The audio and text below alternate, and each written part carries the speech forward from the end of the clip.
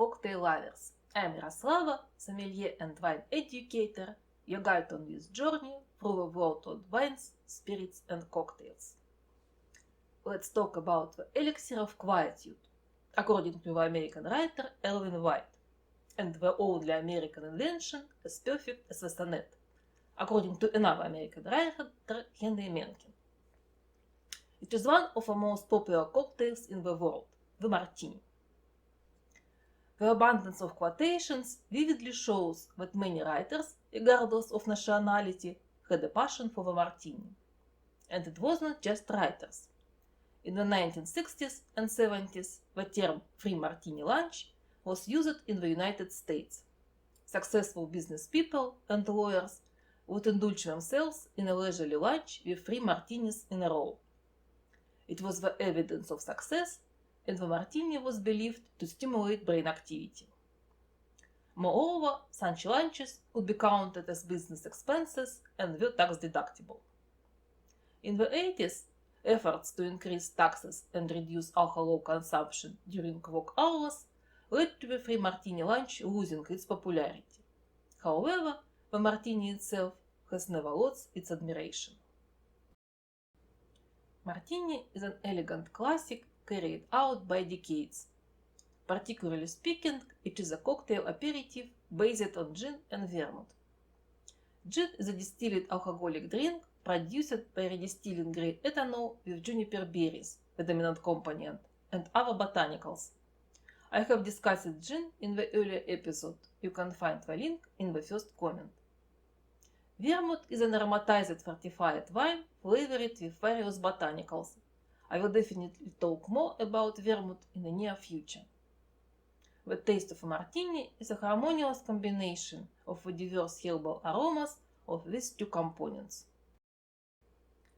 The origin of the martini, as it often happens, is hidden by the mists of time. The most popular theory suggests that the martini evolved from the martinis cocktail, which in the 1860s was offered at the bar of the Occidental Hotel of San Francisco to passengers waiting for the ferry to Martinis. The residents of Martinis claim that the cocktail was introduced by their bartenders and named after their hometown.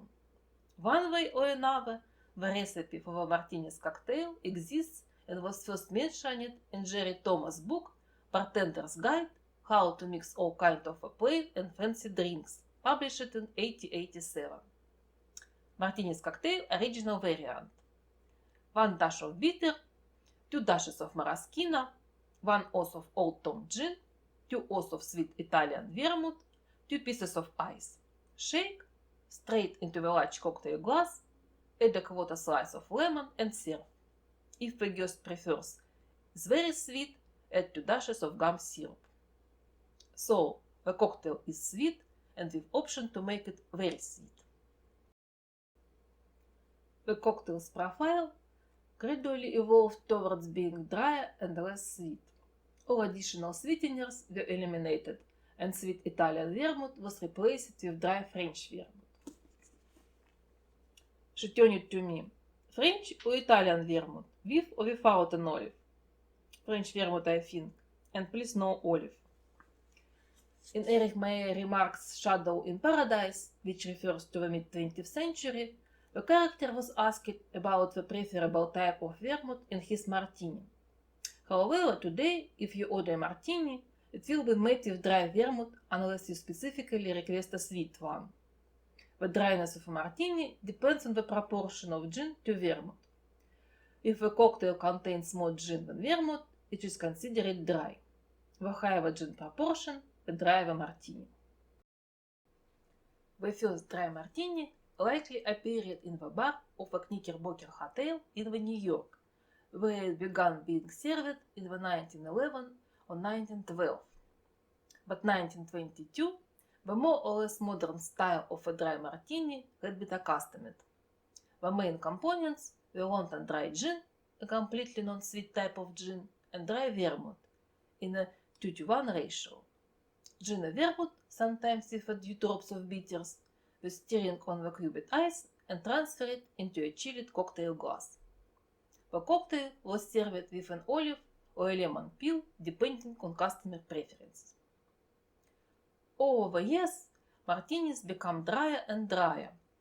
In the 1930s, the typical ratio of gin to vermouth was 3:1. In the 1940s, it was 4:1. During World War II, it reached 16:1, and sometimes even 50:1 or 100:1. In extreme cases, a bartender would simply rinse the glasses with vermouth before filling it with gin, or rub a finger of vermouth along the glass rim. There was even a joke that it was enough for the bartender to look at the bottle of vermouth while pouring the gin. Every joke and always partly a joke. However, the temptation to find a balance prevailed, and vermouth returned to the cocktail. Nowadays, the gin to vermouth ratio is 6:1, according to the IBA protocol. Of course, everyone chooses the proportion matching the taste. The only requirement for a dry martini is that gin dominates the vermouth. An equal amount of gin and vermouth creates a 50-50 martini. An upside down or reverse martini has more vermouth than gin. A splash of olive green produces a dirty martini. Replacing half of the dry vermouth with sweet vermouth makes a perfect martini. Let's return to the shadows in paradise. Is it a vodka martini? I asked. Vodka martini? What on earth is that? This is Spanish gin with dash of vermouth. Displaying my newly acquired knowledge, I told her that vodka could be used instead of gin. Good, she said. We will have to include in our repertoire, John. It's excellent. Certainly, madame.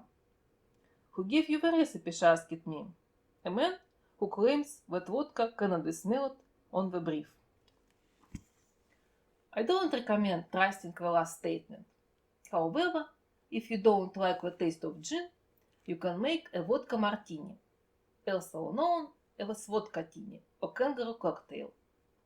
Originally, this cocktail was known as a kangaroo, but the name didn't become popular, probably because the variation known as the dirty kangaroo, with a dash of oil green, sounds like an Australian rolled pizza. Additionally, American national snobbery likely hindered the popularity of a cocktail with an Aussie-sounding name. That said, I wouldn't classify the vodkatini as a martini variation. Gin is a very aromatic drink, and the taste of martini is a combination of the flavors of gin and vermouth. Vodka completely removes one of the taste components, dramatically changing the cocktail's flavor. So, calling this drink a kangaroo cocktail, eliminating the reference to martini, would be more suitable. On the other hand, the Gibson cocktail, recently popularized by the Queen's Gambit, is definitely a variant of martini. It is essentially a dry martini, but garnished with a cocktail onion instead of an olive. And the last question, shake or stir? Somerset Maugham insists, a martini should always be stirred, not shaken, so the molecules land sensuously on the top of one another.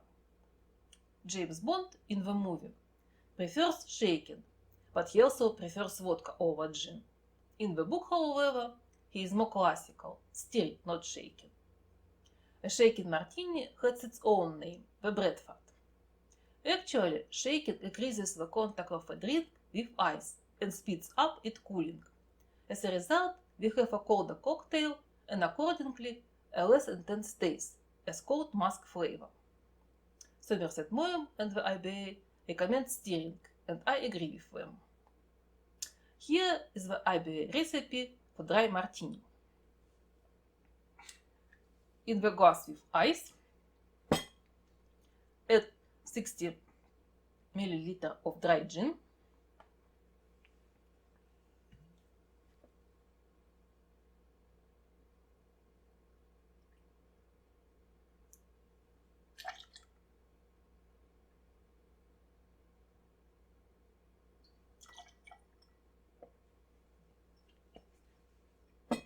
ten ml dry vermouth,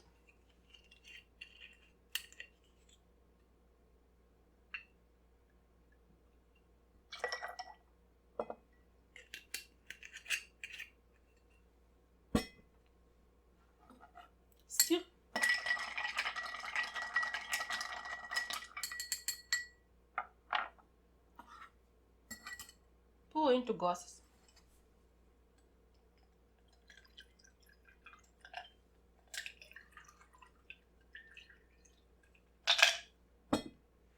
Add olives.